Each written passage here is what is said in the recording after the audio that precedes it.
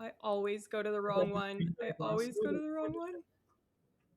And then What we the fuck is start. happening? Just every single time I start, I don't go to the right overlay. So there's just like a flash of a bunch of random other Click, things in click, the click, wrong click. spot. And then we start our streams like this. Yes, Not always. Okay. professionally, but with a bit of a mess. Because that's what happens when you do things with Alicia. Okay, well, Oh, welcome. audio's not on my end. Hold on. Sorry. All right, I think we're good now. Okay. Welcome back to Vulgar Science, everybody. Welcome back to the chaos, as usual. How is everyone doing? At least I'm consistent. Thank you, Ezra Pizza. It's true. I mean, And that wasn't even a tech issue. That was just an Alicia issue. Like straight up. it's called user But error. yeah, so for those of you that are new, I'm Dr. Neuro Alicia. And I'm Layla Shode. And This is Vulgar Size and I can't speak. Just you do it. I'm over it. I'm gonna sit back and drink. And this is Vulgar Science. And today we have a very special guest, one of our really good friends and former colleagues, Dr. Lucas Lima here with us. And we're going to be talking about one of his new papers that just came out. And then in the second half of the episode today, we're going to be talking about his process with how, as a scientist, you work with the press, because that's a really interesting topic. I just learned a lot about it recently, so I'm excited. Alicia, do you want to further introduce Lucas? Yeah, so Dr. Lucas is currently a research associate at McGill University in Canada, vulgarier and sciencier. And he's at a kind of top in the world pain research center called the Allen Edwards Center for Research on Pain. And yeah, we're really glad to have him and super excited to talk about this paper because not all science papers get picked up by press. This one rightfully so did, because I think it's upending some stuff, right? Yeah, well, thank you for having me, guys. I'm excited to Of talk to course. you. Yeah, talk about this study that took me several years to finish, but it's finally Like out. we were still in the lab when this was Exactly. going on, and we haven't been in the Yeah, lab for 2 years. I was like COVID in the middle. Yeah. We can talk about it. Yeah, I'm excited to talk with you guys. And hi everyone in the chat. Yeah. So if there's questions in the chat, we'll kind of like finish whatever thought we're talking about and then address it. Sometimes there's just going to be people being funny and commenting and stuff like that.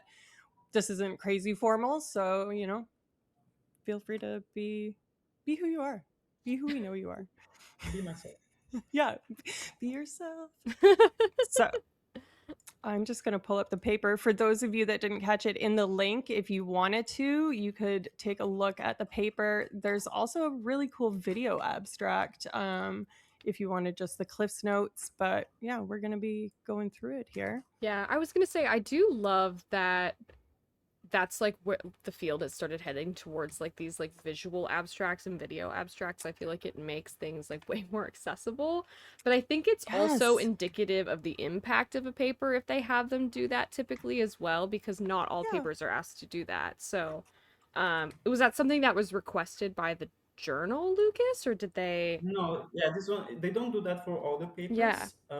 They select a few each month, and ours was selected as the highlight of the month, and then they also did this. That's This really video exciting. abstract. It was pretty cool. Nice. Yeah, you said it got the cover of the issue, right? Like Yeah, that's pretty sick. This issue. Yeah, cool. Props. I love it. That's the second cover for Jeff in a long time, our old supervisor, because he got cover with my normative data paper. But it also it was not the cover of the issue, but it was just like the highlight of the month. Yeah, nice. Still, arguably that's better highlight. Yeah, if you go on the editor choice, that's like where I would be. Yeah. I think it also says something about science communication, that instead of just being like, hey, this is a dry, dusty old kind of like thing that's kept in an ivory tower and behind a paywall for only academics, it's saying, hey, we know that lay people do their own research, which, should be encouraged, but it needs to be contextualized by the experts in a way that makes it so things aren't misconstrued. And I think maybe that would be a good segue for us to kind of ask the kind of obvious question, because if you just looked really quickly and didn't look at this, is ice completely bad? Never do it. Yeah, no, it's not. It's Never not. do it.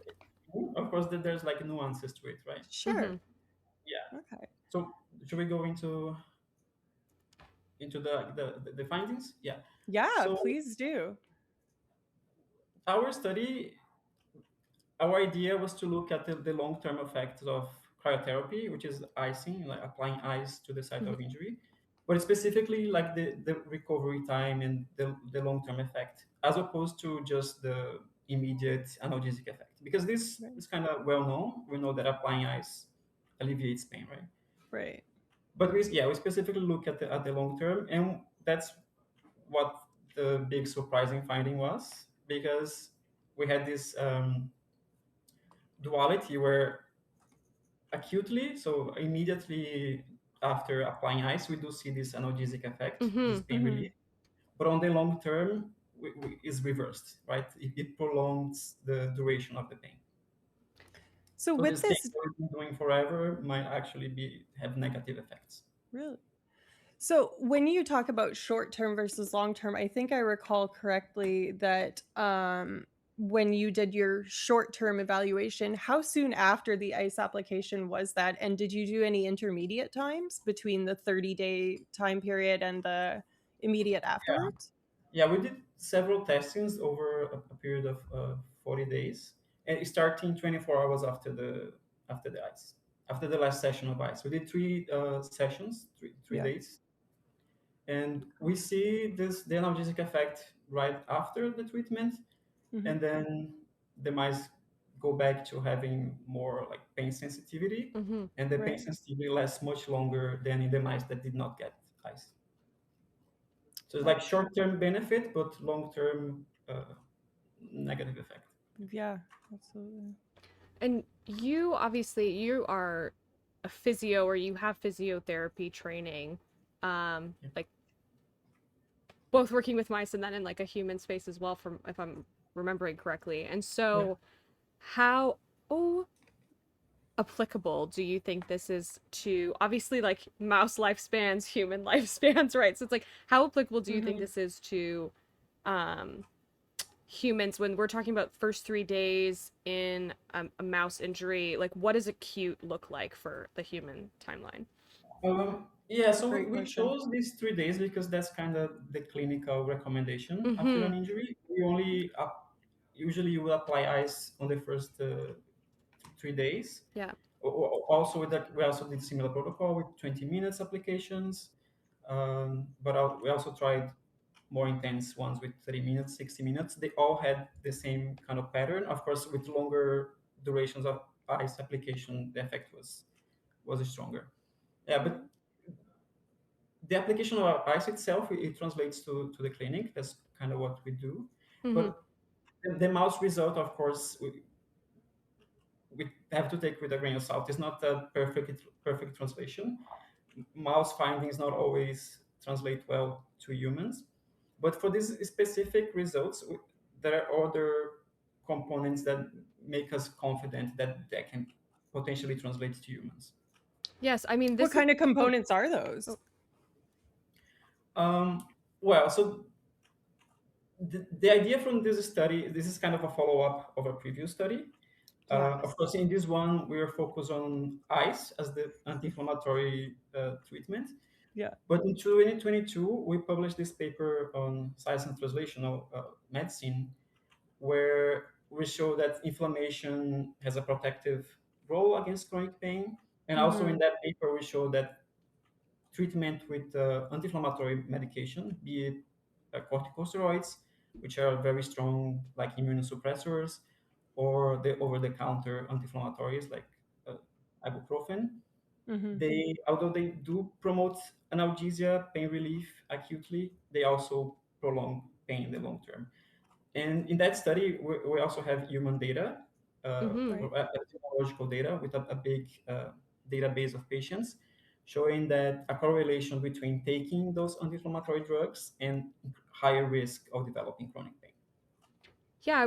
I was gonna bring up that paper. I'm really glad you did because Yeah. you have been building a body of work over the past like few years, several years that are essentially is like I was also looking at your prostaglandin paper that it seems that like acute inflammation is actually like seems protective against chronic pain, right? And like the ice paper is just one in a series of these papers. I'll drop the link for the other one too. Um so I guess it's a bit of a trade-off though, right? It's like how much suffering can you take in an acute context to prevent yourself from suffering long term? Like how do you reckon with that? Yeah, I think it's important to say that does not mean that we should suffer the pain and Yeah. just take it. It's not Mm-hmm. a no pain no gain situation. Mhm. Um, but of course, there are other ways to alleviate pain other than anti-inflammatory drugs.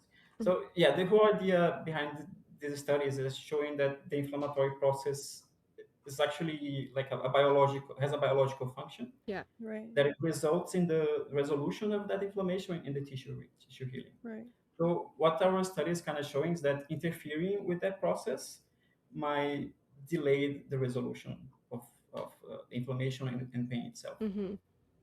So, So in this delay of resolution, is it something where it will transfer what would have been shorter term pain into chronic pain? Or is it just kind of moving the healing process, but it would still resolve in the same kind of number of days? You just delay the start of that resolution, so to speak?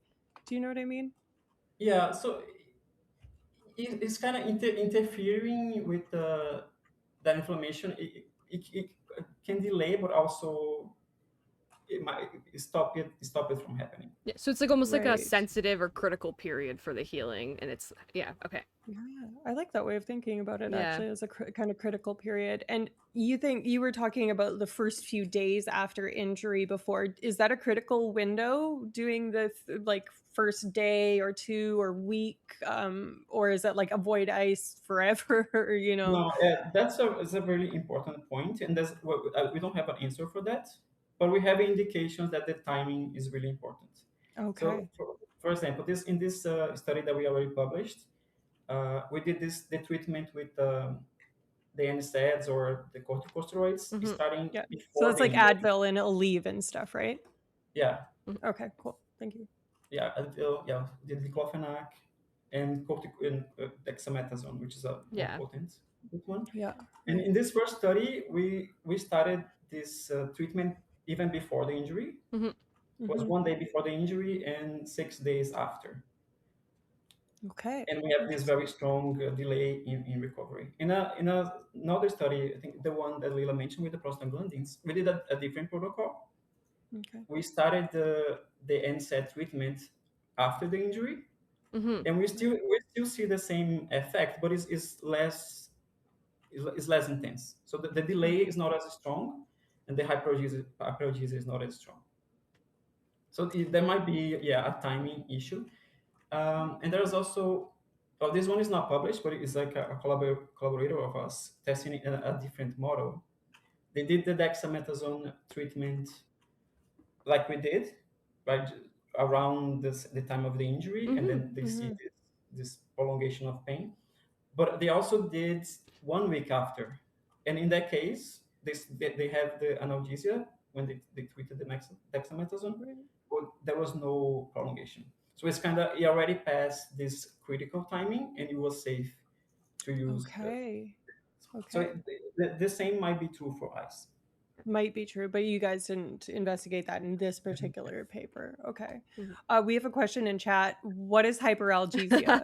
Um, Yes. so I don't know. We Yes. we are all qualified to field that question, but maybe Dr. Lucas, you could do the answer in a way that you Mhm. think kind of lands Yeah. particularly for this paper. I'll try to make a point to use an easier term, but hyperalgesia is like hypersensitivity. It means that the mouse is more sensitive to pain. Yeah. So you can use it as same as pain Yeah. for this purpose. Yeah. And It's then not the same oh, thing, but yeah.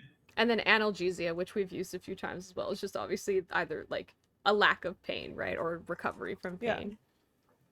Um, Exactly. Yeah.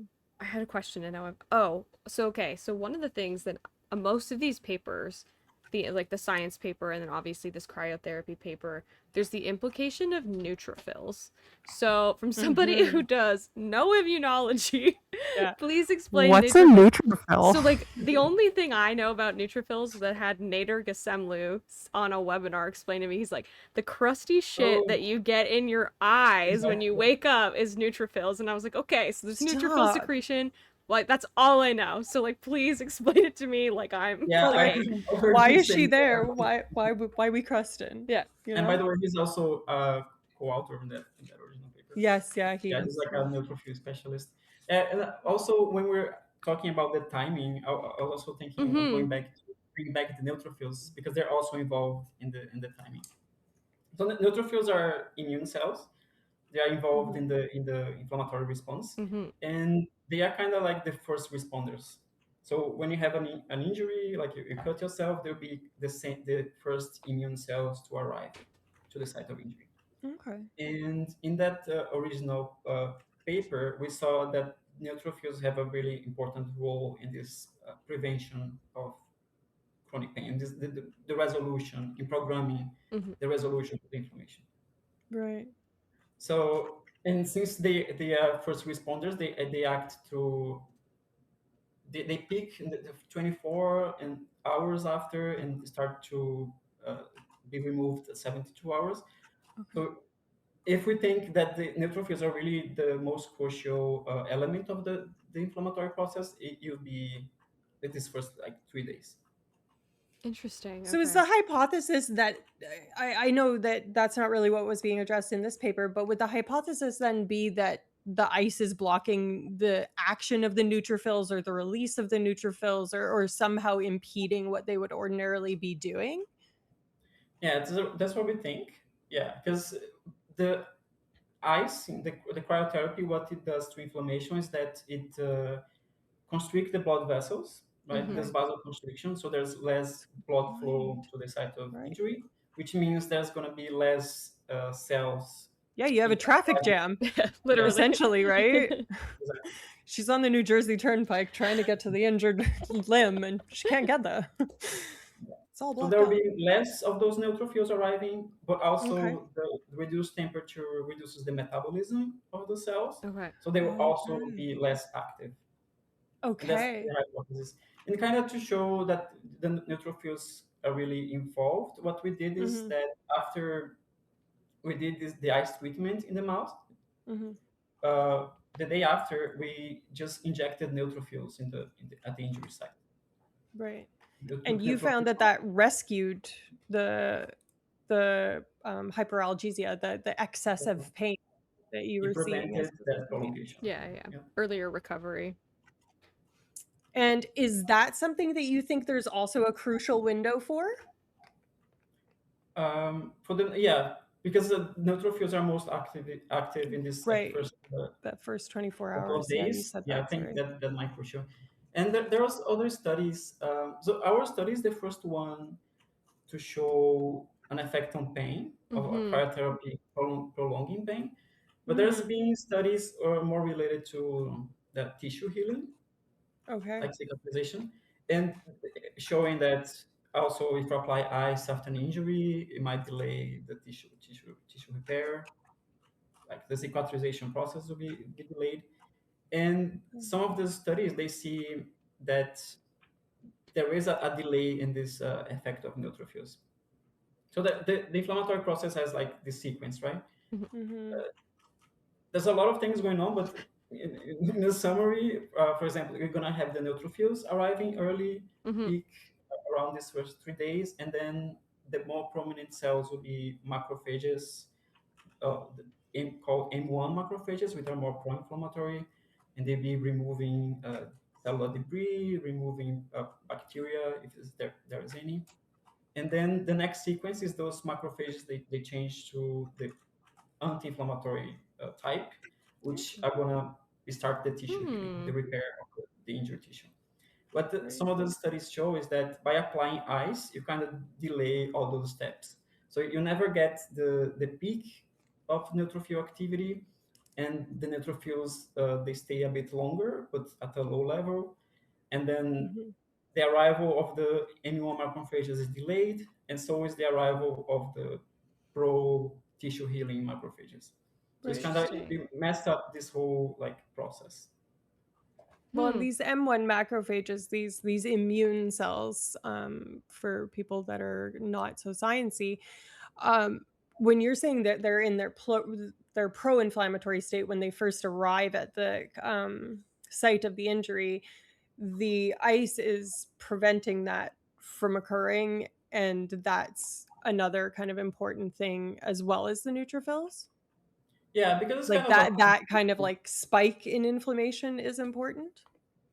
yeah, because it's kind of a sequence. Like for one step to happen, the previous one needs to take place. Right. It's a Okay. I sequence, see. right? I Yeah, see. and yeah, this peak of inflammatory response is really important. Going back to the science relational paper, the main finding was, so we had this study was like with people with back pain, Hmm. and we recruited these people very early, like after the first few days after they had the back pain, and then Right. we took their blood, and then we saw these people again 6 months after, and took their blood again. And at this point, we had like two types of participants: the ones that still had pain, Hmm. so Mhm. they at that point we could consider that they had chronic pain, and the ones that were pain free, so they recovered. And the big finding was that the difference between those was at the early stage, where the people who resolving end up recovering are the ones that have a strong inflammatory response. Hmm. So it shows kind of that we need this strong inflammatory response in order to for everything to resolve and the pain to go away. And so is that like inherent? Is that like phenotypic, the like strength of somebody's inflammatory response, or it's just people who are not using like inflammatory like suppressants like NSAIDs, ibuprofen, etc.? Yeah, it was controlled for that. It's kind of the innate response. Okay, So interesting. the opposite, it can be either so when you don't have this strong inflammatory response after the injury, it Hmm. could be because you're taking it could be because of taking anti-inflammatories, because of Hmm. applying ice, or it could be for another reason that is causing your immune system to be less active, Right. like kind of immune suppression. Yeah, oh, Right. true. Yes. Okay. So you're saying there's kind of this like individual differences, like Layla's inflammation response versus yours versus mine might be very different for whatever reason. Hmm. Would that degree of inflammation change the amount of pain that you're in the acute phase? So like post injury during that really crucial neutrophil inflammation phase, if you're one of these like pro inflam or high inflammation individuals, are you likely to be experiencing more pain? Yeah, and we don't have like the evidence is not super strong, but we kind of have a trend showing that strong more pain acutely is correlated with resolution, and less More intense pain, more gain? more pain. Yeah, in that sense, Or wait, no, it's no pain, no gain, right? no I pain, guess. So I yeah, don't no pain. know what the idiom is, More but pain. nonetheless, Yeah, but it's they more. use people use that for like going to the gym tropes and stuff like that, right? So Yeah, yeah, but more pain, more gain is more appropriate in this I context. Yeah, suppose so. Now, that brings me to, I think, another really interesting part of this most recent paper, which is contrast therapy. So that you use ice, but you then contrast that with Hmm. applying heat. Am I understanding that right? Could you maybe talk a bit about that? yeah. It's a kind of a newish technique that's kind of popular. It Mhm. involves alternating cold and heat with very short durations. It's like 1 minute cold and 2 minute heats, and you do it several times. So the idea behind it is that, okay, you apply ice so that you have vasoconstriction. Then you Mhm. apply heat, you have vasodilation. So you kind of have this constant vasoconstriction, vasodilation, creating a pumping effect Hmm. Yeah, that stimulates blood flow. right. So that way you're like removing the cells that are not supposed to be there anymore, and you're Hmm. bringing like new cells and kind of accelerating the healing process. And in this study, so we tested to see if we would have like a similar result. In this case, contrast therapy had the acute pain relief, Hmm. Okay. but there was no prolongation of pain. So it was kind of a safe alternative. So would the conclusion in this case be then if you're going to use ice, use it for a very short duration and then follow it with some heat? Yeah, I That think would be like, I know usually you're none of us are clinicians, so like you have the physio thing, but if you had to speculate. yeah, This is not medical advice. if I were to recommend, yeah, that would Okay. Hmm. Okay. That is interesting. yeah. So on If the you want to note, avoid oh, the potential risk of cryotherapy, that would be an alternative. so And we also tried just the heat itself. Um, in that case, there was no pain relief, and there was also no prolongation of pain, so it was Okay. fine either way. Mm. But heat is not usually recommended for the very initial stage of the injury. It's more of a subacute Later phase. down the line. Yeah. Okay. Layla, you were ideating. yeah, sorry. So I feel like on the note of clinical implications, is there like do you think that like the physical therapy community is gonna like push back a lot about this because you're undercutting one of the main things we know about like price or rice is like the main healing mechanism that we have. So it's like how do we Yeah. move away No, from that? I don't think so. So this is already kind of an ongoing debate. Yeah, so we had the RISE protocol. For people, if you don't know, is like the standard protocols for managing like musculoskeletal injury, like muscle injury. So it's like rest, elevate, ice. Oh wait, yeah, rest. I have to check the rest, ice, compress, and elevate. And then we have the price. Yeah, they love this, the acronyms. The RISE evolved to price, Mm-hmm. which is Uh-huh.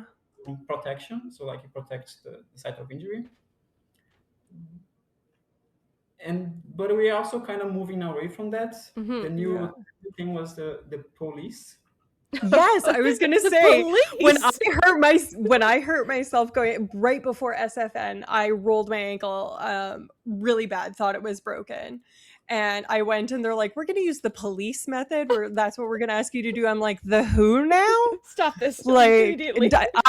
I'm an ACAB kind of person. But anyways, so this optimal loading, I think, was one of the things that they were really focused on, which is don't favor it excessively because then you won't get the same range of motion. I know that's not really kind of in the part of this Yeah, no, your that purview, came but from like the field realizing that resting was not really a great idea, and it's like Mm-hmm. laying down after injury was really bad for your recovery. Hmm. So we replaced the rest with like optimal loading. Is yeah, like slowly introducing movement and mm-hmm. exercise. But the But eye yeah, but is the police, eye is still ice. I The still eye is still ice. yeah. And I love the title of the papers are already like kind of funny. Like for police, I think is like, are we done? Is we done with the price protocol? It's time to call the police. Oh, But yeah, police is still have ice. There was a new living in one. America. Sorry. I am triggered. Oops. Yeah. Yeah, ice police. Let's see. Yeah, so the new one. There's a new one that was coined by a physiotherapist from Quebec, actually. Oh, really? Yeah, that I got to meet him at the conference before, and it's called Peace and Love. Yeah, there's a lot He of letters. went totally the opposite direction. Yeah, and I think it's like no more police. What we need is peace and love. Yes. And the title was Fuck awesome. ice and fuck the police. We need peace and love. Peace and Like love. Yes. Yeah, dead. You there's a said lot, flower a lot child. of letters, so I have to.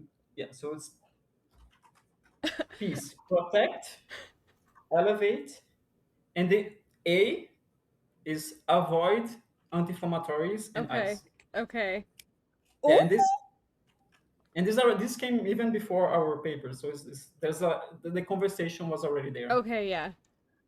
And then we okay. have compression, education, like patient education, Okay, I and like Mm-hmm. log that. for load, like the optimal loading, Yeah. O for optimism. So it's like the psychological I like that. positive outlook. V for vascularization, so techniques that stimulate vascularization, like Mm, cardio exercise or heat, contrast Or like therapy. massage? Would massage be Um, kind of like in there? Okay. and finally, E exercise.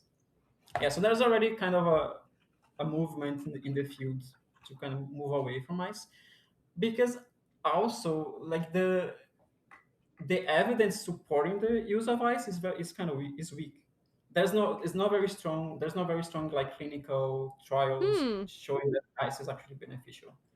Yeah, it has it promotes pain relief acutely, but in terms of helping with the Right. recovery, the evidence is weak. So do you think you're up against big cryo? Are you facing big ice? I mean, I'm surprised because we had the paper with the NSAIDs and Mm-hmm. Yeah. the drugs, and we didn't really get that much pushback. So of course, for ice, I don't expect it either. And I did um, I participated. I gave this talk on a conference like about these Mm-hmm. results at physical therapy conference, and at the end they were kind of mixed. There was a bit of resistance. Some of them like pushed back, but overall, I think they all accepted. Yeah. And Yeah. anecdotally, I recently had to go to the physiotherapist because I had like a back issue, and I was talking with her about like this Mhm. research, and she was like, "Yeah, I mean, it makes sense It kind because of does. knowledge that the inflammation plays a physiological role in like Yeah. the Your evidence. body's doing it for a No, Yeah. reason, Yeah. right? Before we had ibuprofen and before we had like aspirin and stuff even. Well, I remember when Um, during COVID, for instance, they were like trying to tell, like, obviously, if your fever gets too high, like your body starts to shut down. But like they were telling people if you have like a low grade fever, not to take ibuprofen because it was like helping to obviously like yeah. fight the disease, and like COVID obviously was Mhm. a huge issue. So Yeah. yeah, I mean, it does make sense. Our body knows what it's doing, I guess. Yeah. We don't want to have to suffer through it. Now, because this is mostly about inflammation, I don't suspect that like we're going to have a robust answer for this, but do we know much about other types of pain relief, like a Tylenol or you were saying stuff about dexamethasone, which is still in the anti-inflammatory kind of world, but is there other stuff that you can kind of still play with the acute analgesia and it's not going to get in the way, or is that kind of future studies will address?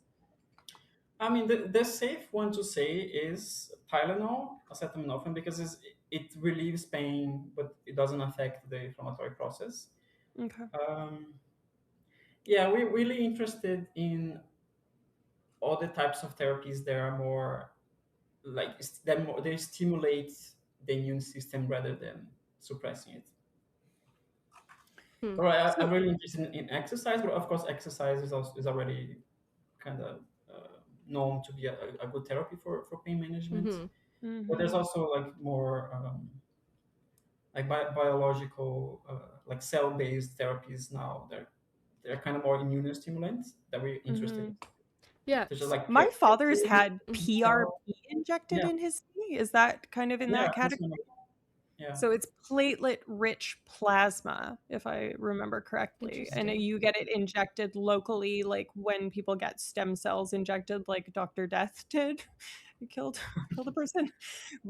But that was because of bad sanitary protocol and terrible medical malpractice, not because the technique is necessarily bad. But as I understand it, that's kind of the realm in which that falls, right? yeah. So they will be more like the focus would shift from just alleviate the symptoms and more focus on the Hmm. resolving the issue, Hmm. Right. resolving the problem. Yeah, so Yeah. there's PRP, stem cells. We study condition serum as well. Yeah, that's the kind of our main focus. Wait, what was the last one? Condition serum. Oh, It's kind okay. of similar to PRP. It involves taking the, the blood of the patient and then Hmm. we do a process of centrifugation to remove the cells, and we just take the serum and then give it back to the patient. that is known to like stimulate regeneration. Okay. Hmm. Sorry, on the note of exercise, you obviously used different pain modalities in the study. One being complete Freud's adjuvant. So for those of you who obviously don't do mouse research, this is where it's literally just like a pro-inflammatory that's put in the pod. It's a very common pain model in mice. And then you use like an exercise-based model. So like what were you trying to tease apart with those two, and what do you think are like the biggest implications of like the difference in those? Yeah, we started with this complete field adjuvant model because it's this very classic inflammation model Mm-hmm. for pain in mice.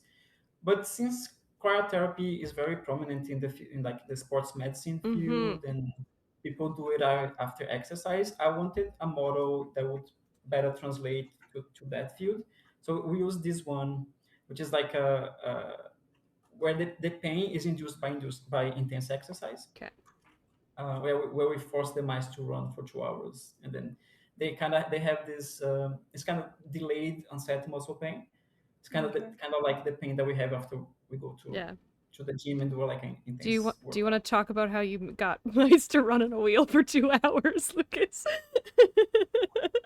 Yeah, I mean, of course, I mean they do it voluntarily Yeah, yeah. usually, right? But because it's for 2 hours, we kind of they have to be forced to do it. But Huh. no, yeah, we just kind of Do you need just to. put them back on? No, the wheel is closed. Yes, there's Oh, a right. cover It's on So the side. they have normally nothing to do but. yeah. Right. I remember Normally, the wheel little covers when we were there, but but of course, there's air coming in. Yeah, yeah. yeah. Fire, yeah.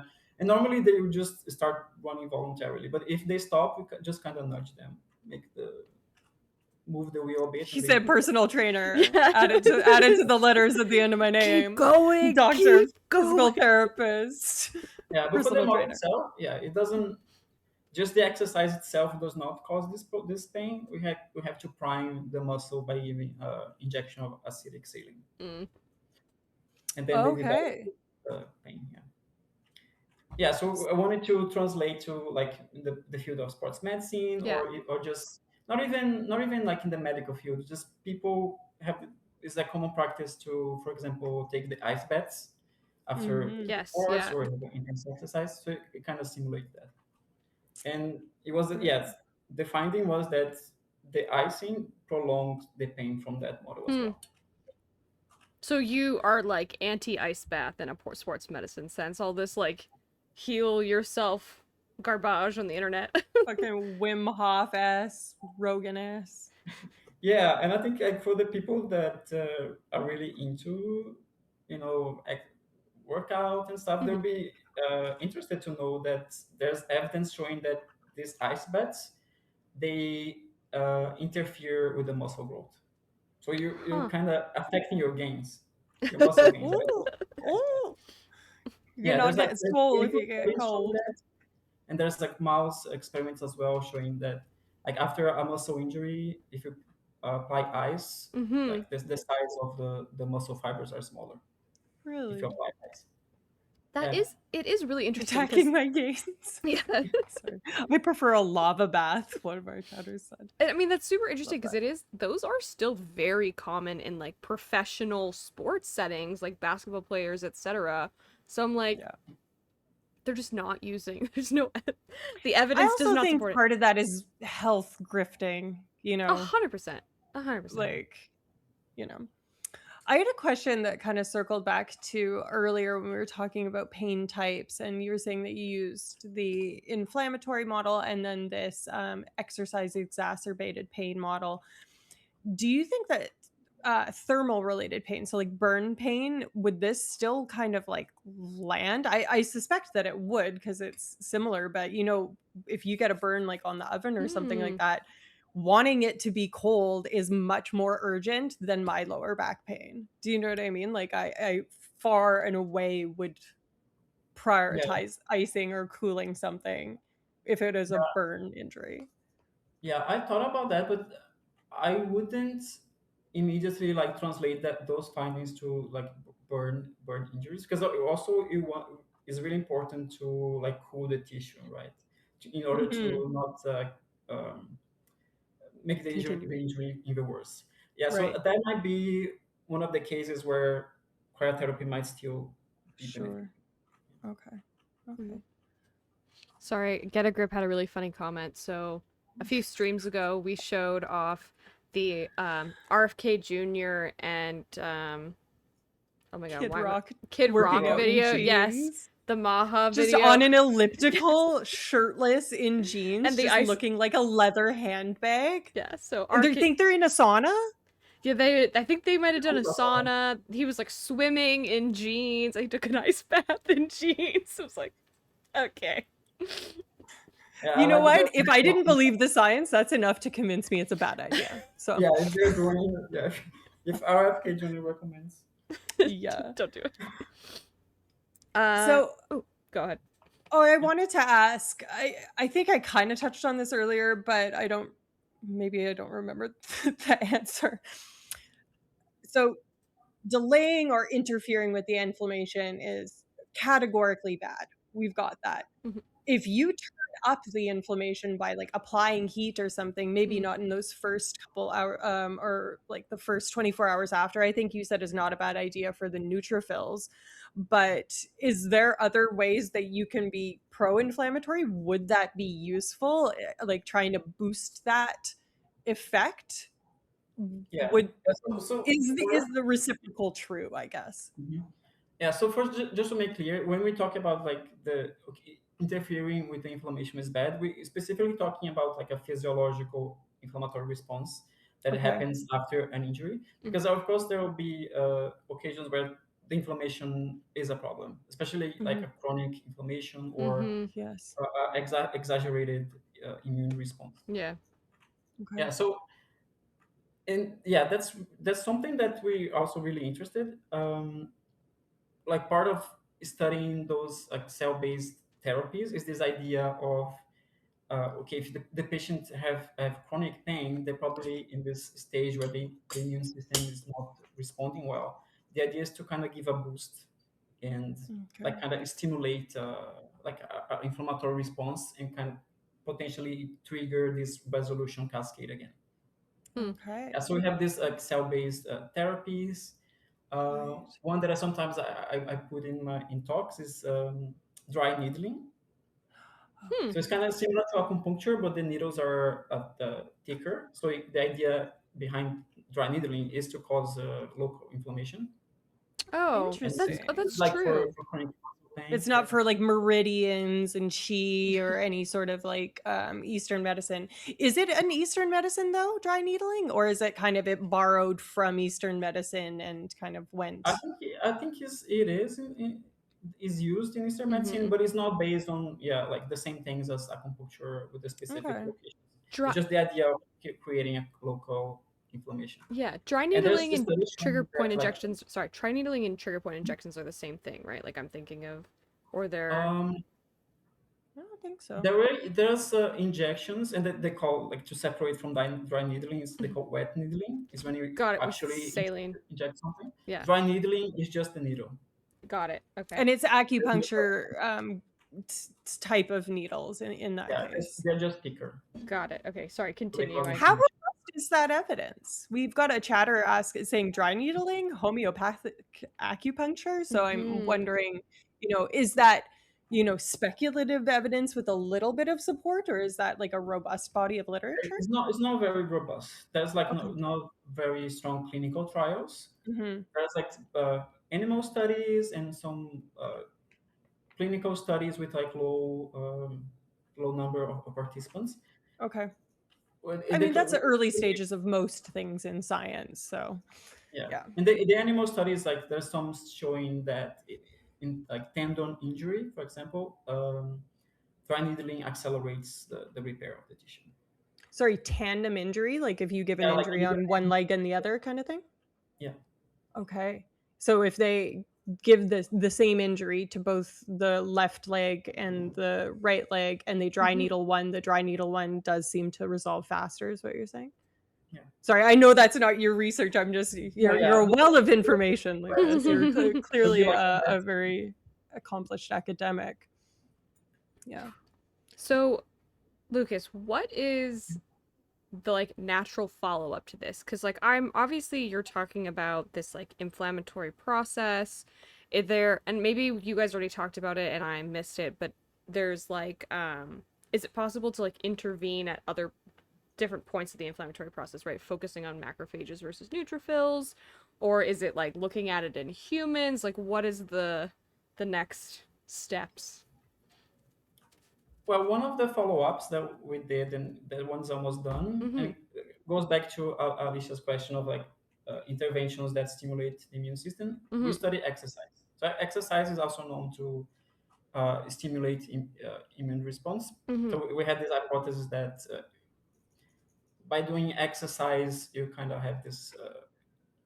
The stress from exercise is like an immune response, it's like an inflammatory Okay. response. So it kind of also triggers this response. So we have this paper coming up, and yeah, of course, the next step is to do a clinical trial. So it's Mm-hmm. to test if this effect that we see in mice Right. replicates in humans. Interesting. Yeah, we have one trial going on right now. So that had, getting that trial to start was a challenge. Yeah. We've been trying for many years because initially what we wanted was like musculoskeletal injury. Mm-hmm. Mm-hmm. For example, ankle sprain. With our ankle sprain would be like a good candidate to study because Right. it's like has a known duration. Yeah. It's usually Pretty after common ice, too. Yeah. very common. Yeah. Yeah, so we were looking at like physical therapy clinics to run this study, but the problem is normally it's really rare that the patient would go to the clinic immediately after the injury. It's Mm. at least like a few days after the injury. By that time, most Okay. likely they already used ice or So you other. have to sit on the side of the basketball court and be like, Shaq, get over here. Yeah, exactly. The next one would be like to sports and look at sports Sure. teams. We went to the university like sports department. We even tried the Olympic research center here, Mm. Very but cool. they were all very resistant and removing the possibility of the athletes getting ice. Because of course, for this study, we would have to have a group of participants that get the cryotherapy, other Yeah. group that Yeah. doesn't get it, and they really didn't want to like remove their possibility from the athletes. Mm-hmm. Even when we gave them like the strong evidence that, oh look, this might actually Be be better. have a Mm-hmm. negative effect, but still. So I guess before we move on to the kind of more glamorous media side of things, I'm curious if, because most of us, if not all of us, have used ice for an injury previously, because this paper just came out. This is, Mm-hmm. even though there was an established body of literature, as you said, the common thing is the rice method or the police or whatever. um is that like, are we fucked kind of thing, like, or is there a way to kind of reset? Is it like a body locality, like, oh, if I iced my neck after getting in a car accident and having whiplash, now my neck's kind of forever chronified? Or is there kind of a reset button? Is our neutrophils and these kind of cell therapies kind of a reset button for Mm. that? Yeah, well, I think for sure we kind of need to figure out the timing and what is Mm-hmm. the really crucial like timing of intervention.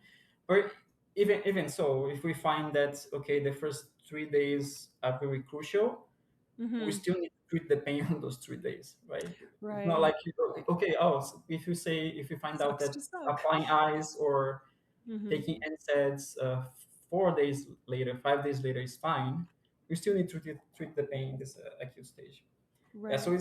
it's really to look for alternatives for pain relief that do not interfere with the inflammatory process. Right. Mm-hmm. Okay. Okay. And of course, Tylenol, acetaminophen is one alternative, but of course, is not like a super effective pain reliever, Yeah. right? So Yeah. Well, and it's more taxing on your liver by a strong margin as well, isn't it? I Oh, I think thought that's why people. ibuprofen was worse than the. I guess maybe that's the GI system I'm thinking of, but Yeah, yeah. that's the way I understand it. Mhm. Is Advil's worse for your GI, and Tylenol's worse for your liver. That's why they Yeah. say take ibuprofen after a hangover or like during a hangover because your liver is already like pumping stuff out. She's Interesting. like acetaldehyde. Step, get on it, girls. Oh Yeah. yeah, this follow-up study that we did with the prostaglandins. Mm-hmm. Mm-hmm. So these drugs that we use this prostaglandin Is that stimulators. just another cell therapy before we get too far? Because if No, I no, don't no, know no. what it It's is, like then they it's won't not know what it cell is. therapy. Yeah, it's like prostaglandins are molecules that are part of the inflammatory process, Mm-hmm. Right. and Okay. we tested these drugs that stimulate those prostaglandins. Okay. Yeah. And in combination with the anti-inflammatory drugs, they kind of prevented this the prolongation of pain. So there was kind of like Really a compensatory effect. And the interesting thing is interesting. that these drugs, they are normally given in combination with dexamethasone Mm. after surgery because they Mm-hmm. protect the IG tract. So because the dexamethasone, the anti-inflammatory drugs, they are damaging to the GI tract. Mm. These Okay. drugs, they protect. And we found out that they have this potential additional benefit. Hmm. Interesting. Huh. That is super That is interesting. that's really interesting. Yeah. All of this is stuff that I find really cool and obviously the rest of the world does too because you are, having a little bit of media attention. Case in point, us, not our audience be small but mighty. Um but yeah, I think unless Layla you have more to talk about that we can kind of transition to the Hollywood side of things. What's the life of the From all glitz and the glamour? from all the interviews, which were not that many, but this one is the best. Oh, thank you. Oh, yeah, good. We The appreciate Probably most that. helps fun. that we're like friends for many years, but Yeah, but also it's like more deeper like conversation, right? It's not just little snippets and little That's highlights. lines. true. Yeah. Yeah. That was the one time I ever got any kind of press release on my like anything I published.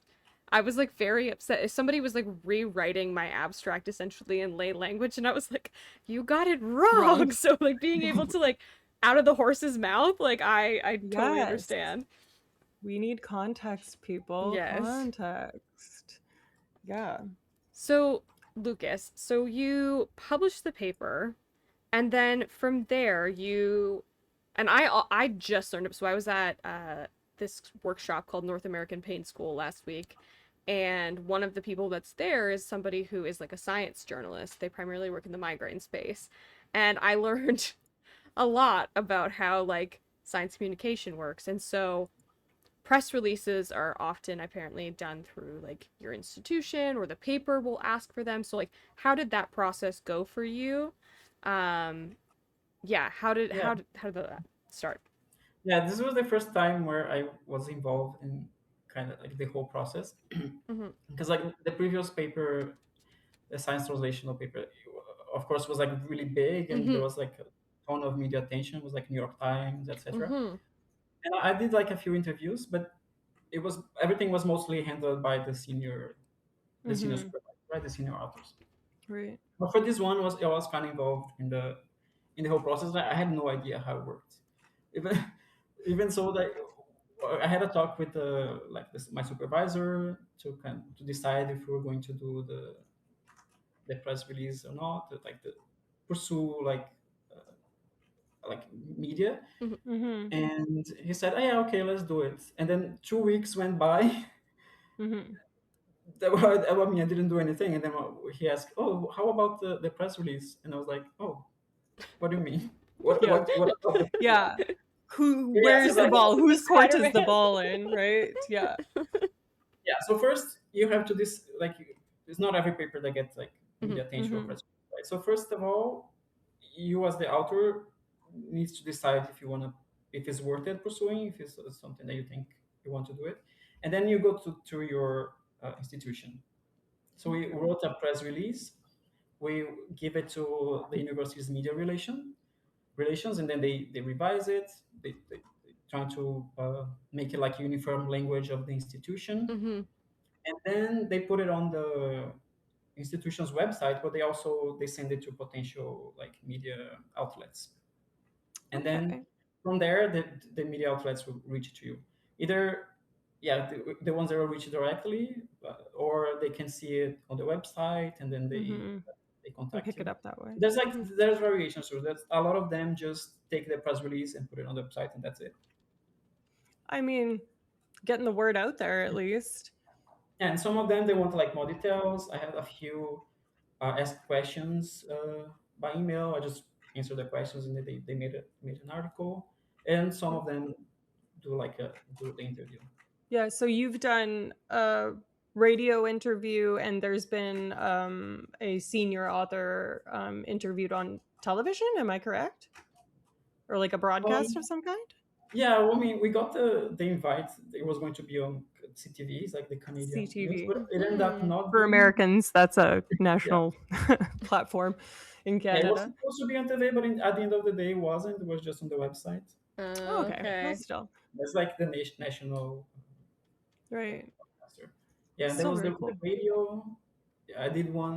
We did one together. I did one by myself, and some like Okay. blogs and uh, And how do yeah. you feel Don't know. how do you feel about the process? Do you feel like they're like accurately capturing what you said, or do you feel like it's being overhyped, underhyped, the detail? Like, how do you feel about it? No, I think it was fine because the ones that just take the press release, I mean, that's our words Yeah, true. Yeah. there. Um, the ones that had the interview, yeah, mostly, um, yeah, they didn't change like what we said. Mm-hmm. Uh, Mm-hmm. there was a few that I really liked. For example, there was one on women's health where yeah they have an interview with them. They put like my quotes, but they Mm-hmm. also contacted others there's like specialists in the Oh, so field. they were Oh, doing a write up cool. on. Okay, that's Yeah, and there was interesting. one that was kind of like they did kind of a deep dive. I think Cool. the one was more focused on more like science community, and they Okay. did that kind of Hmm. deep dive in the methods and everything. Hmm. Very Yeah, for this interesting. one, I think it has been fine. What was interesting with the previous one was that for me, the like the headlines were different from like the main takeaway of the paper. I think How for me, so? the main takeaway was that um, showing that inflammation is necessary for the resolution of pain and like Mm-hmm. this inflammatory response is needed. Hmm. But all the headlines were just focused on Ice. taking NSAIDs and the fact that taking NSAIDs Yeah. might prolong your pain, which like is the thing that can translate more to Yeah. people, right? So it Yeah. directly affects what they Mm-hmm. do in their daily life. So I guess it makes sense. Mm-hmm. Right. Well, and if it gets them in the door and reading the rest of the context, then I suppose. But if people are doing the thing where they say, I read an article and really they like watch the first 10 seconds of a TikTok or something like that, we run into issues, with titles Yeah. and stuff. But When they say, "Oh, I did my research." yeah. Yeah. Did you write the paper keeping in mind that there might be press, or did you just write it like you normally write a paper? Well, it didn't affect how I wrote the paper, but I had in mind that we would pursue like some kind of media Mm-hmm. outreach Yeah. because, well, first of all, because the first paper had a lot of attention, Mm-hmm. and because I think there's a lot of interest in like cryotherapy, Yeah. the idea of applying ice, especially because of like being related to sports medicine and exercise. There was a lot of I saw that just on the New York Times there's been like uh, Mm-hmm. articles about it on the subject for like twice a year for the Hmm. past 5 years. So I knew Right. there was a lot of interest in the field. And so this video abstract also, how was that produced? Like, did you guys, how much did you guys contribute to it? How much was it like the paper? Like, how was that done? Yeah, so after the paper was accepted, the journal contacted us and said Yeah. that, oh, they chose our paper to be the highlight of the month, like Nice. editor choice, and Mhm. that includes the production of this video abstract. But actually, we have very small involvement in it. Oh. So they created this script, and of course, they send it to us or have to approve it. Mm-hmm. And also, they have the first draft of the video, send it to us, and approve it. But we didn't. like have a hand on producing the video itself. Jeez. Sorry, that's really loud. Sorry, because I just was watching it earlier and I was like, it is actually so cute with this like little kid like running around scraping their knee, and I was like, who I'm drew having this? audio issues with you, Layla. It went all fuzzy. I don't know if anyone Yeah, else it's had that. pretty- Can you still hear me, or was it the It went like you went far away, kind of thing. Oh, Like it it was was like, probably just the video was playing and it was like interfering. oh, okay, and it was trying to filter out the extra noise. Probably, yeah. Sorry, continue. No, it's fine. I was going through the video and I was like, it's like honestly very cute. There's like a little kid who like scrapes his knee and I was like, who did these graphics? Like I was like going through the author list. I'm like, who has artistic talent? Like Yeah, Yeah, no, it was not me. that's got to be someone at the journal, right? Yeah. Well, I mean like the only other sort of like visual abstract, or maybe one of the few visual abstracts I've seen, was a colleague of mine had it for her paper, which it was like piece like people with PCOS, like her something for her master's thesis. And the she literally created the visual abstract in like PowerPoint. So it was like very like compared to this, Stark definitely way more contrast. janky, unfortunately. Yeah, but Yeah, no, it was good that for this one, like the journal itself does it, so it's like high Mm-hmm. quality, and I yeah. think it's being like something that is becoming more common. Yeah. Yeah, Mm-hmm. they put on like social media, they put on their website, on YouTube. Yeah, I had a paper accepted recently, and the journal also offered that. Oh. But in that case, it was for a fee, so for that one we were happy to Oh, pay. yeah.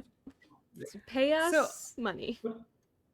I'm curious, just as like a personal take of yours, being as you are kind of entering this science communications and interfacing with lay individuals about your science at a higher frequency than most of us would, particularly because there's so much rhetoric in the wellness community about anti-inflammation, seed oils, and that sort of stuff.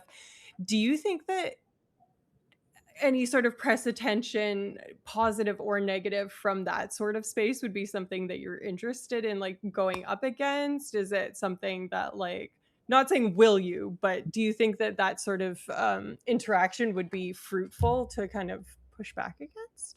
In like a debate kind of situation. Well, I don't know. I'm thinking like some TikTokers like, did you see this study? They're saying inflammation is good and I've not been eating seed oils, something like that. Like, would it be something that you think engaging with kind of the anti-inflammatory rhetoric would be, I don't know, I guess because this is so like, hey, inflammation's actually good in some cases, is kind of the main log line. Mm-hmm. Yeah, I Would think it's that both of them. controversy be interesting to go up against to you, or do you think like I wouldn't touch that shit with a 10-foot pole? No, I think it's I think it's important, and I think it's a role the scientists need to play more. Otherwise, it's just this whole misinformation thing, and there's no like role for the truth. Because okay, the fact is that we have the evidence in Yeah, our side, right? Is- yeah, This yeah, whole anti-inflammatory, yeah, anti-inflammatory thing is like very popular, but there's no a yeah. lot of like evidence supporting, right? Yeah, I I would still agree. don't completely understand what like their full body inflammation. Like, what are they talking about? Like, I don't get it. But then, like, I do know that you specifically earlier were like, this is specifically for post-acute injury. Like, I know there's some we have Yeah, to be like very nuanced about like what we have evidence Yeah, no, for. if it's like if it's of course chronic inflammation is known to be be part of like different chronic illnesses, Mm-hmm. and right. in the paper itself, there was like a duality of this of the good acute strong inflammation that we saw, but Mm-hmm. also on the other side there was the chronic low grade inflammation that was associated with the persistent pain. So that there Right. this chronic inflammation is like the bad inflammation that needs to be treated. It's just that those methods there's no really strong Yeah. evidence that like those oils, essential oils, or Yeah, Yeah. yeah. turmeric. I mean, they might have, but we don't have the strong evidence for that. Yeah. I actually just remembered that another method you used in your paper, this isn't very like press related, but you also looked at pain-induced facial grimacing. You used like facial scores, and I think you found that there was results there too. So it wasn't just the sensory aspect of pain; it was also like emotional or affective component of pain. Is that fair? Yeah, so the difference, yeah, because normally the most common method for like measuring pain mice is through like this filaments that we poke the paws with, but Mm-hmm. that's like evoked pain, right? We Yeah. need stimulation to stimulate the tissue in order to feel pain. But Mm-hmm. often people who suffer pain, they have spontaneous pain. So Mm-hmm. like Yep. they are in pain without doing anything. So one way to measure that spontaneous pain that our the supervisor that we all have in common developed it's this mouse Riemann scale where they evaluate the facial features of the mouse that are associated with pain. So like if the Mm-hmm. mouse are in pain, there are like specific features that Mm-hmm. they show that we can identify if they're in pain or not. Mm-hmm. So we also use that and we see that like icing, when like right after the ice, the mice don't have that grimacing. Mm-hmm. They don't show this pain face, but later on they do have it. Yeah, so we show like this prolongation of pain in these two methods, like Right. Hmm. hypersensitivity, but also spontaneous pain. Okay. Yeah, that's I think that's a really important kind of component to acknowledge, right? If nothing else, because I used to study it, so I think it's important. Yeah, we were 10 saying like, students. oh, you also tested another method. It remind me, we also tested menthol. Oh, So right. menthol Okay. was like the cooling gel, right? So the Mm-hmm. idea Mm-hmm. is Like kind of icy hot kind of thing? yeah, it's hot. Yeah, Okay.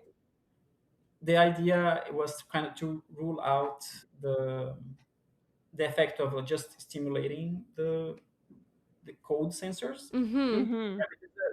What the cooling gel does, the menthol gels do is it just they stimulate our like cold sensing receptors.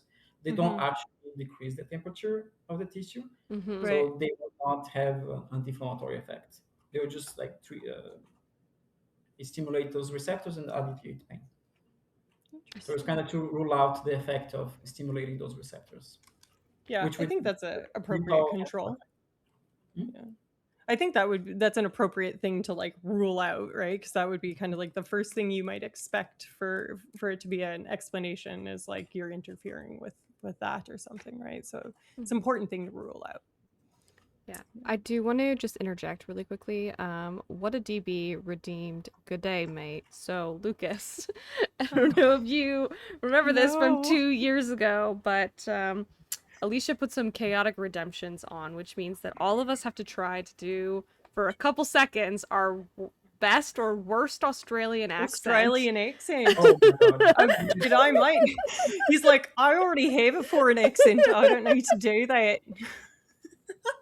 You're like leaning South African, No. Alicia, by the way. Oh I love no! good You're day, not mate. American. Arnar. Oh no. Hello. Hello. That's terrible. That's so funny. One of my Australian colleagues just had his last day like last week, and I'm like, I miss him. But Goodbye, yeah, mate. good eye, mate. Yeah, so I've heard that I don't lean South African. I lean Kiwi. I lean New Zealand, and that makes Oh. sense because I watch programming from New Zealand, so I hear that, and I'm like, that's an Australian accent, which is wildly not true. I just think Mhm. it's true. So thanks for pointing out that redemption, and thank you, What a DB, for the redemption. Good eye. You're like, I'm gonna Thanks for murder the you redeem. later.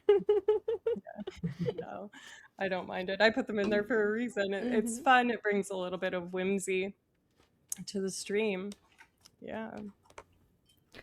Yeah. I'm trying to think. So like, and so you said you've only really like done the SciComm thing a couple times at this point. Obviously for the big science paper, I remember that in 2022, it being like very Mm-hmm. exciting. And so I'm like trying to figure out like what my question is, formulate it, but like, have you like when you engage with like the SciComm space, do you feel kind of like similar to what Alicia was saying, like do you kind of feel like the weight of like the accuracy of what you're trying to say, and or like I'm lost for words right now. The like how relevant the impact is to like the everyday person essentially. I know it's like hard when we're like basic scientists, and especially when we're working in like mouse labs, we feel very removed from it. So do you like feel like you're getting to have like more of that opportunity? Yeah, it was good to have that opportunity. Yeah, I think, yeah, and I enjoyed it. Um, but thinking of like the controversy side of things, the the radio interview that I did. Um, so The way of we course, just both like, leaned yeah, in for the tea is like Yeah, hilarious. I'm just like, oh, Tell me. us more. I love it. yeah, it was Anyways, weird. Like the host didn't seem that interested, and of course, Mm. yeah, but and afterwards, like my part was done, and like I was let go, but I kept listening, and like hmm? he kept going on about it, and was pretty much saying that he was not convinced because in his like own experience, Oh, ice after an injury was really helpful and better than medication. But he has girl, no. show me the control. Yes, but Like, Yeah, like very anecdotal, just compared to anecdotal evidence. what? Like, I like that we're all just like ready to like brawl in the streets over this. Like, you come for my evidence? No, Yeah, no. he um, chose to bring that up after I left. So that's Oh, so. I, that's fun. That's that's our rebuttal. that's fucking shady. Like he didn't even say it to your face. Like what the That's hell? like a shit. Yeah, interesting. Interesting. Huh. I don't like that.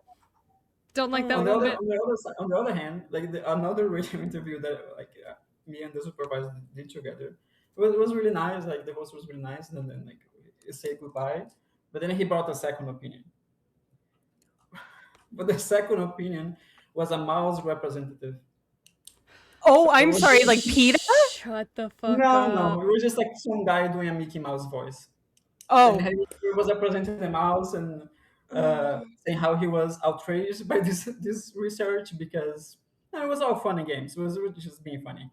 He was outraged that we did this study because he never heard of mice having sports injury, never heard of mice having ankle sprains, and that we should do it in cats instead. That's that's such a Tom and Jerry take. Like, what are we up That to? is so Oh, no, The chaotic. tomfoolery. and the whole thing took longer than our actual interview. Stop. That's so funny. Sorry. So, So wait. That so it was like a radio interview where Yeah, the second opinion was just like literally pure entertainment. Like there was no yeah, like that's it was so just wild.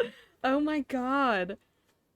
man, the media. I'm no. telling And you. then when he announced that, I thought, oh my god, yeah, it's gonna be like a pizza situation. But then when the guy started talking, it was like this Mickey Mouse voice. I was like, That's just okay, just so preposterous. Like, way to infantilize, like, just a significant body of work. Yes, literally. Just a long lineage of science. Yeah. Mhm. I was going to ask you the previous paper that you were on that was more about the anti inflammatory drugs like Advil and stuff like that, and that related to the human thing, got the New York Times attention and stuff like that, and was Mhm. in, you said, Science Communications, I believe? Science Medicine? yes, science Translational medicine. translational medicine. Yeah, Science relational or translational? Translational. Sorry, I'm not hearing properly. And we're saying it So at the science same time. translational medicine, for those people that are not in academia, is kind of like a pretty high echelon journal. And anesthesiology is a little bit more niche, but also still quite prestigious, Mhm. right? Do you think that that is one of the reasons why the press attention kind of comes a little bit more naturally? Do you think that you need to necessarily have a high impact paper or have your paper in a high impact journal for it to warrant this sort of press attention from your perspective? And do you think other people have that perspective about it? yeah. I don't know if it's like necessary, but for sure it plays a role because Mm-hmm. at least when it comes from one of those journals, Mm-hmm. you're kind of safe in assuming that it's like good research, It's right? rigorous. Yeah, as opposed to just, I mean, putting the results of like those predatory journals that have no Right. rigor. Mm-hmm. So at least it's like it makes you feel safer in putting that information out there if it comes from those journals. Yes. Speaking of quality of journals, by the way, I was looking this up and I don't know if I brought this up on stream previously, but did you know that then like anesthesiology is one word, science is one word, but did you know the length of a journal title is actually correlated with its impact factor? And there's a scientific paper published about this. I'm gonna Really? What like journal is it published in? that's a great question. Let me go How find long it. is that? Yeah, how long is that name? It's in like progress in statistical evaluations of medical journal title lengths. Yeah, right. .co.uk. Length of But I scientific. believe it, because what are the biggest papers? Nature, Cell, Cell Science. science. Yeah. Yeah. Even like in the pain field, what is the biggest one? Pain. Pain. Yes, And then yeah. we have the other ones. Journal of. It's Well, I guess clinical journal of pain. as you get more granular and as you get more niche, you need to then specify, what you're talking about, and fewer people are going to be interested in that. I guess is the that's what I would guess would be the explanation.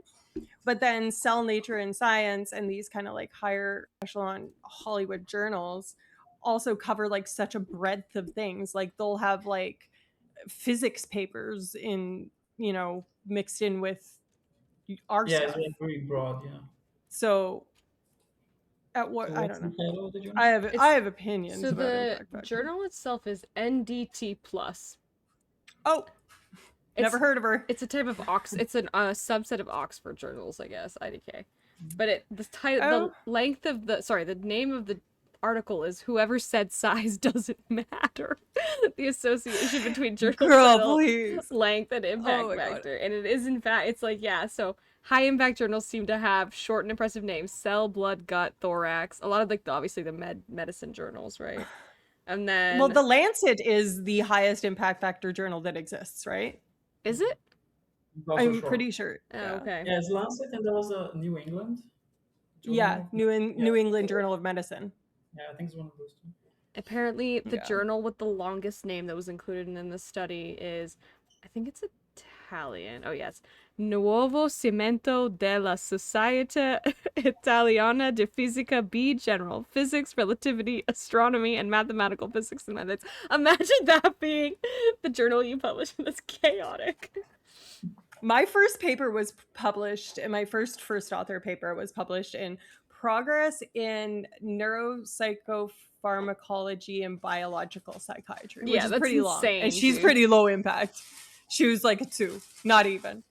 Like, I mean, but the good thing is that it's very niche, so you kind of know that the papers are going to be in your area of interest. Yeah, and it was a legitimate journal, and it was a first author paper when I was a master's student, so I was like, give it to me. Yeah. Give it to me. Yeah, you're like, I love when the papers have like creative titles. Like this one.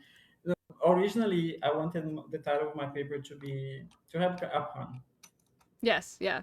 Like the original was like not so cool, and then like cryotherapy effect. Mm-hmm. But unfortunately, we have to drop it and have a more neutral title. Yeah.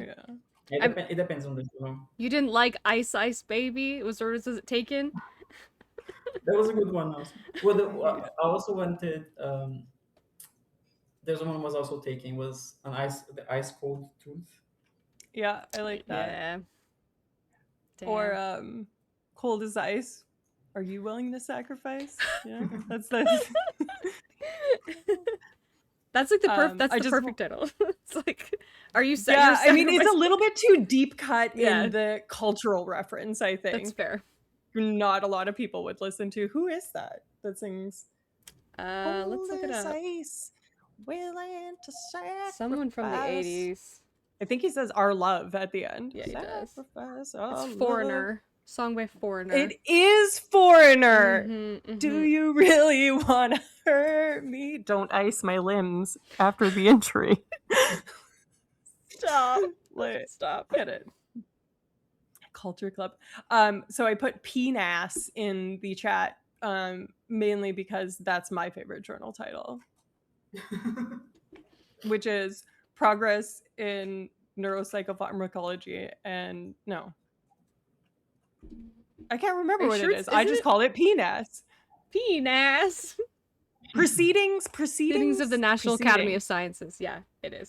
Proceedings of the National Academy of Sciences. That's But what it is. they want it to be short, You so they ever go publish in PNAS. Phoenix?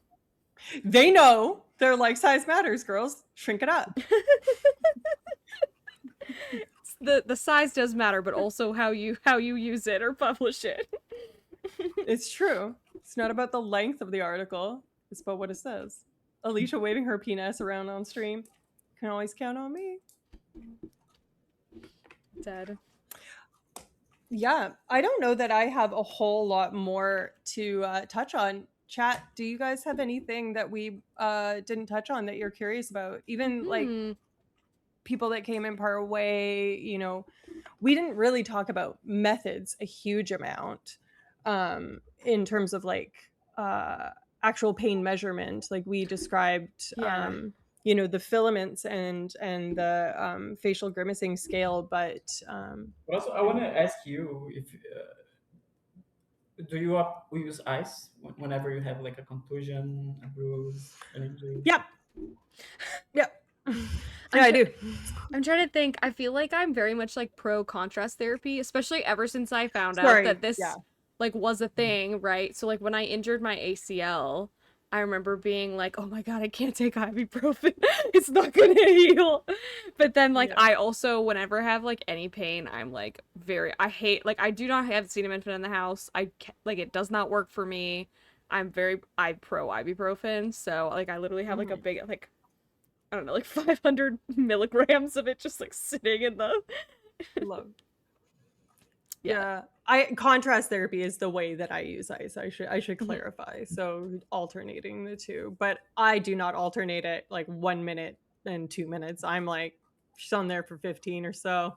Pop the other one on until it gets uncomfortably whatever the temperature direction is. That's when I do it. And I don't know if that's important or not, but that's what I do. I'm also trying to think if like if I have hurt myself and I'm icing for like 3 days, like or like using contrast therapy, I feel like it's usually like if it's pretty acute, it's like the first day, and then after that I'm like, okay, well this sucks. I'm just gonna deal with it. So like, yeah, I know that you said you are having to experiment with like length and duration of like the effect, but yeah, I don't know. I'm like Yeah, trying to think. within 3 weeks is kind of the recommendation, but yeah, it might be a good future study to just try like shorter treatments, different timings. Yeah, like a titration effect essentially of like what. Yeah. Absolutely. Old Man Felonious Felonious said acetaminophen does not work for me. 2 years ago, I had a dangerous reaction to ibuprofen after a life of no issues. I loved ibuprofen, but it broke up with me. Yeah, I mean, people do develop allergies to that stuff, like just super randomly. Allergies are wild. They are. Allergies are crazy. I can't even get into this. I think the thing that's crazy to me though is that like there's all of the like menstrual pain medications, so like Pamprin, there's other names that I'm forgetting as well. All have acetaminophen in them, but like the main thing that causes pain during like the period is our prostaglandins. Like it's for the pro-inflammatory part. And it's like this is not treating the inflammation of like the menstrual pain. Like why the fuck is this it acetaminophen, and why then the fact that it's like aimed at this specific type of pain. I'm like, I remember taking those as like a teenager and being like, this doesn't fucking work. Like what the hell? Yeah. Well, and there's some threshold that you have to hit when you're taking, I think it's ibuprofen specifically for period pain. You have to take like 1,000 fucking milligrams for it to start having an anti-prostaglandin effect. Like you just taking a standard like 200 mgs, nah, doesn't work. Yeah, I know. I take at least 3. If it's like I'm always like I've trained Sean. I'm like it's 2 for headache, 3 for period pain, 2 for headache, 3 for, and it's like yeah, you have to take a certain amount or else it's not gonna work. Yeah, it's crazy. Yeah, like headaches and menstrual pain are like different types of situations where we don't know if the same effect to apply, right? We're really Mm-hmm. more focused on the research applies specifically to like musculoskeletal injuries. Yeah. Yeah. Well, yeah, it's, Yeah. I mean, that's something that's actually going to have a healing effect, right? Something else that's like not like it is inflammatory, but it's either like you were saying, it's like maladaptive or something like this. Like, then yeah, maybe it is actually like a good treatment for it, obviously. I think we should maybe get a poll from one of our mods can put up a poll and say how many people are going to ice their next injury. Not that we're wishing Okay. injury on anyone, but Mm-hmm. have we changed your mind? Has Dr. Lucas's impressive body of work in this area, is that convincing enough to the scientists and non-scientists in our audience? So I need to go get an acute injury once a month. Yeah, Kirsty Sims. That's funny. We Yeah, get I'm an acute curious. injury once a month. I'd be curious to know your favorite Their pain pain remedy. remedy. I'm excited to see what our mod has put in there as the funny, not correct answers or not Pills, better answers. movement, ice, heat, and naps. I do like naps. I do love a You can't. nap. You can only choose one. Hmm. Honestly, Yeah. it might be naps. I know, it really is. I was gonna say, if I have a headache when I go to sleep, usually it's gone when I wake up. um, no, I think For like me, a Just don't heat. rest too much. yeah, there's no. I was gonna say, I feel like also we say this, we say this, and we say this, and we say this. Like exercise is one of the best treatments for like both acute and Mhm. chronic pain, and it's just like such a so aversive to so many people, especially if you're in pain. You're like, I don't want to walk when I have like an acute injury, but it actually is so crazy that it's like it has this multifactorial positive effect like on Mhm. all aspects of pain. Anyways, I just it's oh, that's what we always say, and I'm like, Yeah, we really need to formula. make it find a way to make it more accessible. I know. Um, just a spoiler from the next study. We did the same experiment, with the mice that had an injury, Mm-hmm. and then we treated them with the anti-inflammatory drugs. But we tested this in mice that were physically active. So the mice had wheels in the cages, so they were running every day. So in that case, the mice that are physically active, they do not develop this. Wow. Okay. Hold on. The mice that are physically active don't develop the pain to begin with? I'm sorry, Yeah. what? Um, no, they don't develop the prolonged effect. Okay. Like So it's protective yeah. to Mm-hmm. do that. They don't develop. So you're telling me if you exercise that the negative effect of the anti-inflammatory use It it or flips the it. anti-inflammatory effects of Yeah, ice. it's like the exercise makes the immune response stronger and strong enough that it compensates for the effect of the. Really? So you're Okay. two aspects of price are wrong. The R and the I. Bad. Huh. Interesting. Even Dang. mice are healthier than me. That's funny. Yeah, I mean, oh, don't give me more reasons to exercise. I'm trying to be tired up in here. And let me live my sedentary life. Jeez. Honestly, I'm a desk goblin. Don't make me fix my posture. I don't like it. It'd be Seriously, good if you could turn the benefit of exercise into a pill. yeah. I Yeah, I mean, mean, isn't that what we've been trying to do for 50 years Yeah. at this point? Favorite pain remedy is okay. pills. Favorite pain remedy is pills, followed by movement, followed by naps. Wait, I answered and I said heat, and it didn't show that. Okay, maybe I don't count because I'm one of the streamers. I Yeah. don't know. But in any event, thank you for those of you that participated in our poll. It is interesting to see, you know, what y'all are doing. Okay. I feel like, and Lucas, unless there's any last, are there any last tidbits you want to leave with us? I feel like we're coming to a natural Yeah, conclusion here. I mean, I think we explored everything. yeah. Yeah. What are your next steps? Are you continuing with this body of research? You talked about a couple of other papers kind of coming out in the near Oh, yeah. Well, future there's. or follow-ups. I don't know if I mentioned the clinical trial that's going on. Yeah, I said we had the Right. Yes. You. challenges Sorry, with you said that. like the musculoskeletal, the athletes. Hmm. So the solution that we found was to move to like the dentistry field, which is another field that uses ice a lot, right? You go to Right. for Yeah. a Get a grip procedure, said that he used ice for surgery. his wisdom teeth. Yeah, they say like, okay, put the ice. So the study involves people they taking doing the third molar extraction, and then of course we're gonna have a group that are gonna have the prescription to use ice, and others recommended to not use ice, and then we'll see how the pain duration behaves between those two Interesting. groups. Well, Yeah. in that case, will you measure compliance kind of thing? Will you measure like afterwards you'll ask the participant how much they actually did use the Uh, ice or not? yeah, no, they have to fill like a diary every day, Oh, and like okay. put okay, what medication if they took medication, how many times they applied ice. Yeah, so we have that control. Okay. Interesting. So, do you know clinical trials are really tough to get off the ground and Layla, you know better than I do what it's like to try and get a clinical population participating in your research and cover research ethics and everything like that.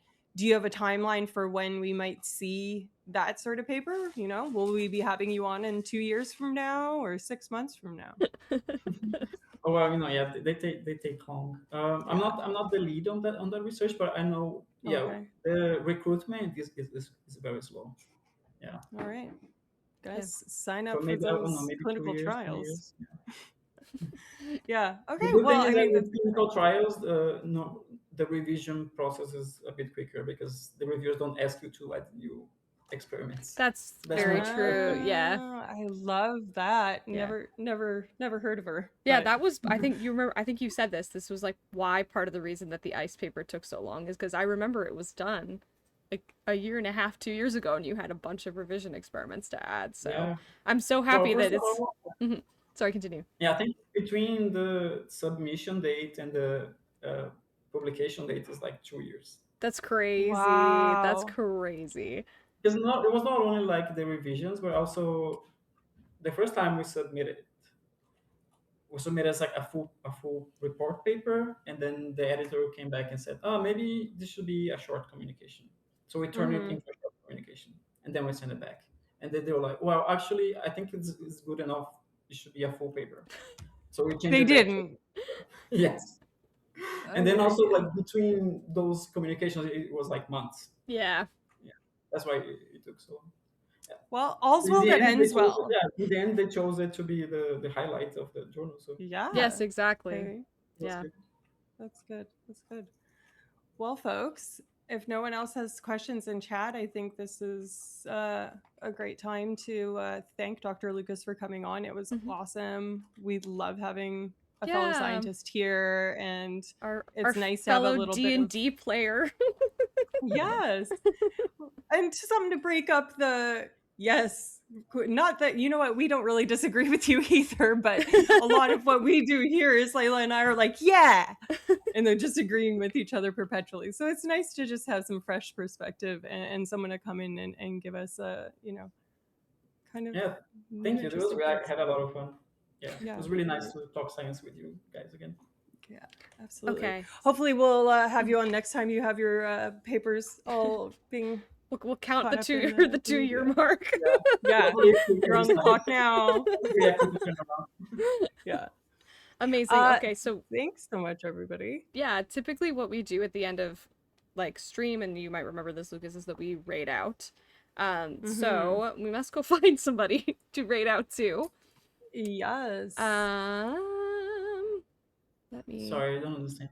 What do you have to do? Basically, you go to someone else's channel and we bring our followers in as a raid, and then we expose our followers and watchers to their content, and then their followers potentially get exposed to our content because typically people will be like, hey, welcome in, depending on who it is that's doing the streaming. And it also is kind of like a stewardship, I think, of telling people, our followers, like, hey, here's a creator that I trust and follow myself and endorse. That's how I see it. I don't know if that's true. Rest of the world. In the community. That is, yeah, we're going with that approach because I rated out like two like episodes ago to someone I had not vetted, and it was not a good vibe. So we're vetting prior to Really? from now on. I did not I was know gonna say that. science is on. We haven't done them in a hot minute. We haven't done them in a hot minute. I think that's a great move. Yeah. They also have lots of scientists on their stream. They had like a gopher scientist on. I was just Cool. like, prairie ass, let's go. Yeah. So if you have time, stick around for the raid. We'd really love to show you our one of our close science people. And thanks for being here, and thanks for participating, folks. And this has been Vulgar Science with Layla Shode. Dr. Lucas. Dr. Lucas, the other direction. I don't understand. My camera's mirrored. Somewhere. He's somewhere. And Dr. Neurolisha. Okay, right. let's do the I'm gonna /raid. Yeah. Science _ streams. Is that what it is? Spell the thing right, Alicia. Spell the thing right. Why won't let me type? Ah! Sorry, it's _streams, right? I always forget. Yeah.